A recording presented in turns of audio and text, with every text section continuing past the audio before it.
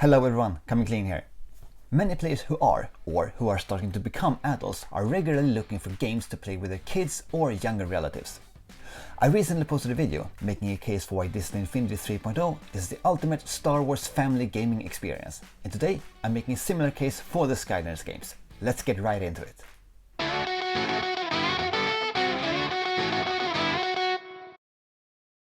There are numerous games that can be enjoyed by different family members or just players of different ages and skill levels in general, and the Skylanders games are certainly among those games. Some of the best in my opinion. In this video I'm going to list 5 reasons why the Skylanders games are the ultimate family gaming experience. The first one is that the game has so many playable characters.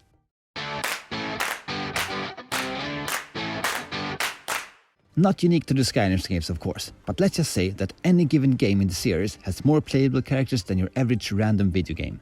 Having multiple playable characters is important for these types of games that wants to have a broad appeal. Young players have the potential to get bored quickly, and when you play Toys to Life games you might, at least in my experience, end up switching characters as much as you actually play the game. And regardless of your age, who doesn't want to have a lot of options? In the Skylanders games, the developers made a choice to go for relatively simple movesets and instead have a multitude of Skylanders for you to choose from. This is of course a logical choice if you want to sell as many physical figures as possible, but I would have to say that it was the right call from a gameplay perspective too. This way an inexperienced player can feel a sense of character mastery, and a more seasoned gamer who gets bored can just switch their Skylanders and things will instantly feel fresh. Combine this with the mechanics of the game, including elemental gates and zones, and you are also constantly encouraged to switch characters. The many Skylanders you have to choose from actually brings us to the next point on my list: representation.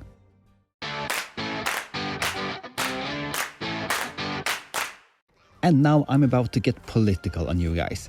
It might be for good reason though, since in my work as a high school teacher, I see young people getting limited by the unwritten rules of society almost every day. I'm not going to say that the Skylanders games are without its problems. For example, Stealth Elf is a strong female character, but she's also a classic goody two-shoes girl, which contrasts sharply next to the unruly, carefree boy trope that is Spyro. Although Spyro, can you do anything about these ships blasting the town? Of course I can. Oh, you want me to do it right now? Gotcha. Overall though, the Skylanders roster in its entirety represents a plethora of character designs and personalities. You have goofy characters next to serious ones, and even though there are more gender stereotypes than the one I mentioned, there are also characters that completely break the norm, like the female muscular bodybuilder Barbella for example. The Skylanders games are something that parents should be perfectly fine exploiting their young ones too. Moving on to the next point on my list, the game's writing.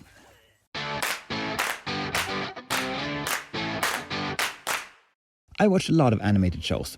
Sonic Prime, Turtles, Dragon Riders and the Dragon Prince, just to name a few. However, if you for some reason, for a prolonged duration, have been exposed to animated kids shows made for small children, you know that there is a potential risk of you losing your mind.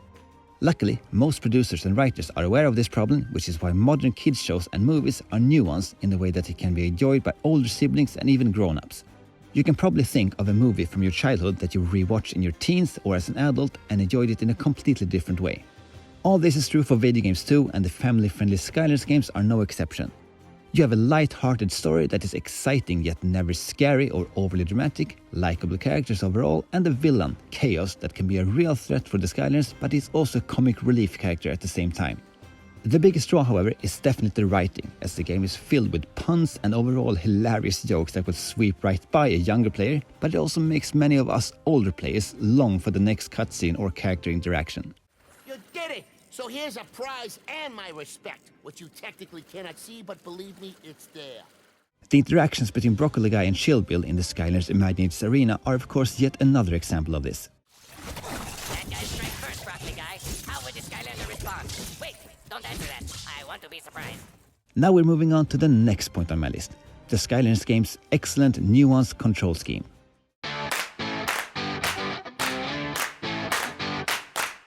I've touched upon this topic in multiple videos, but I'm a huge fan of the controls in the Skylanders games and the sense that it can be approached in so many ways.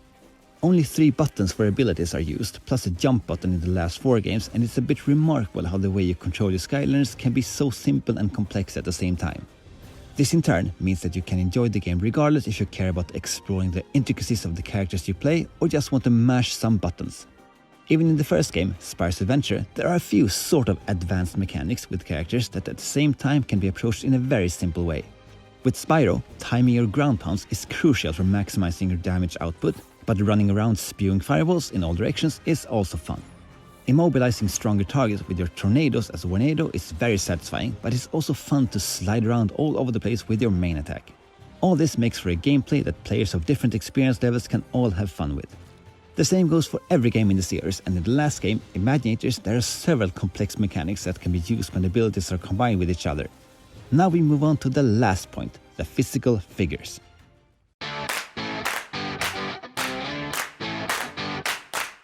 There's no denying that physical figures are fun for people of all ages.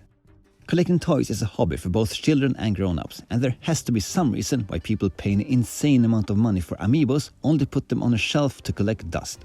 Physical figures also give you something to touch, which includes more senses in your gaming experience, and also something to look at and talk about even when you're not actually playing the game.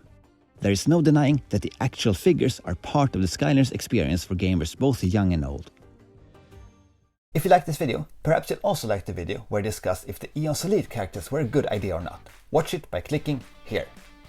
Also, leave a comment if you also think the Skylanders games is the ultimate family gaming experience and why. That is however it for this video. Thank you very much for watching. My name is Clean and I will see you next time. Take care!